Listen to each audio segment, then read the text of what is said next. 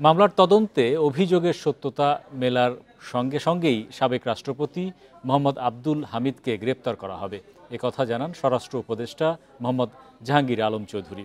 সোমবার রাজধানীর যাত্রাবাড়ি থানা পরিদর্শন শেষে তিনি বলেন, পরোয়ানা না থাকায় আব্দুল হামিদকে গ্রেপ্তার করা হয়নি। এছাড়া নির্দোষ কেউ যেন শাস্তি না পায় সে বিষয়ে সরকার সতর্কতার সঙ্গে কাজ করছে। বান্ডেল থাকলে প্রতি সেনমানিতে টাকা বাঁচবে। বিকাশ সেনমানি বান্ডেল কিনে জিতুন প্রতি লেনদেনে।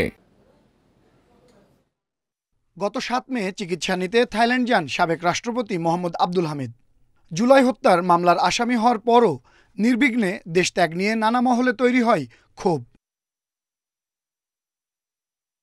সমালোচনার মুখে কিশোরগঞ্জের এসপি সহ পুলিশের 3 কর্মকর্তার বিরুদ্ধে নেওয়া হয় ব্যবস্থা। এর মধ্যে রোববার রাতে দেশে ফেরেন আব্দুল হামিদ। রাজধানীর যাত্রাবাড়ি থানা পরিদর্শন শেষে স্বরাষ্ট্র উপদেষ্টা জানান, নির্দোষ কেউ যাতে শাস্তি না পায় তাই সাবেক রাষ্ট্রপতির বিরুদ্ধে ব্যবস্থা নেওয়া হয়নি।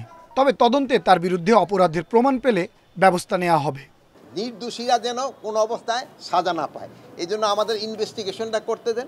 যদি ইনভেস্টিগেশন করার পর যেই দোষী হোক না কেন, কাউরে আইনের বাইরে থাকা হবে না, তারা আমরা অবশ্যই আইনের আওতায় নিয়ে আসব।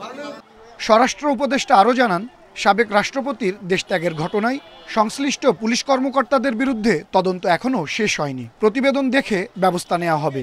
কিশোরগঞ্জে এদের ক্ষেত্রে ধরেন একটা উপদেষ্টাদের একটা 3 জনের একটা কমিটি হয়েছে, ওনাদের একটা রিকমেন্ডেশন দিছে।